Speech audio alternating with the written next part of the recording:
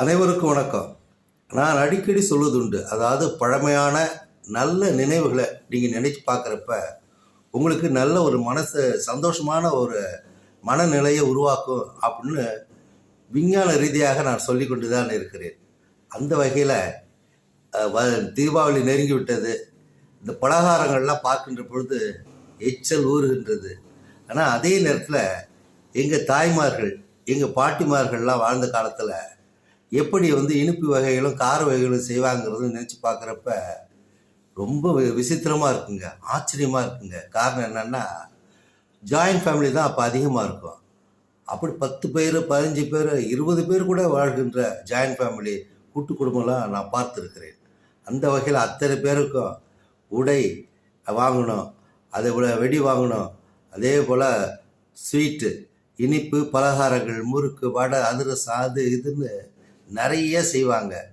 அது எந்த சலிப்பு இல்லாமல் பாட்டிகளும் சரி அம்மாமார்களும் சரி அப்போல்லாம் மின்சார இயந்திரம் இல்லாத காலத்தில் ஆட்டுக்கல்லில் அரைப்பாங்க. தோசை மாவு இட்லி மாவு எந்திரக்கல்லுன்னு சொல்லுவாங்க. அதில் மாவுகளை அரைப்பாங்க. நாள் முழுக்க அவங்க சலிப்பு தட்டாமல் அதெல்லாம் அந்த பலகாரத்துக்காக அப்படியே அவங்க உழைத்து உழைத்து சலிப்பு தட்டாமல் நம்ம பிள்ளைகளுக்கு கொடுக்கணும், அந்த இதில் சந்தோஷமாக இருக்கணும் அப்படிங்கிற ஒரே காரணத்தாக எந்த சலிப்பும் இல்லாமல் அவங்களுடைய உழைப்பை நமக்கு கொடுத்து அந்த தீபாவளிக்கு நாளே இந்த பலகாரம் சுட ஆரம்பிச்சிருவாங்க. சுற்றி 2 பேரோ 3 பேரோ உட்காந்து சுட ஆரம்பிச்சிருவாங்க. ஆண்கள்லாம் நாங்கள்லாம் என்ன செய்வோம்னு சொன்னால், வெடி வாங்குவதற்கு அந்த நகரத்துக்கு சென்று விடுவோம். அப்பொழுது பார்த்தீங்கன்னா விடியற் காலையில் வெடிகளை ஏலம் விடுவாங்க ஒரு கூடையில் வச்சு. ஏன்னா நாளைக்கெலாம் விற்காது அப்படின்னு சொல்லிட்டு.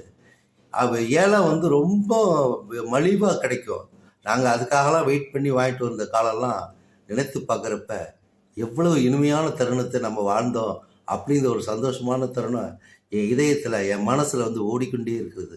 ஆனால் இந்த காலகட்டத்தில் பாருங்கள், எல்லாமே ரெடிமேடு.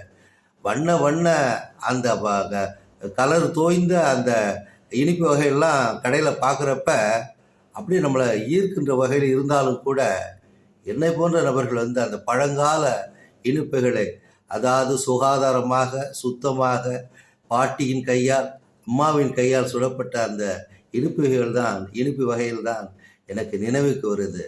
நீங்களும் பழமையில் நல்ல நினைவுகள் இருந்தால் நினைத்து பாருங்கள். நன்றி, வணக்கம்.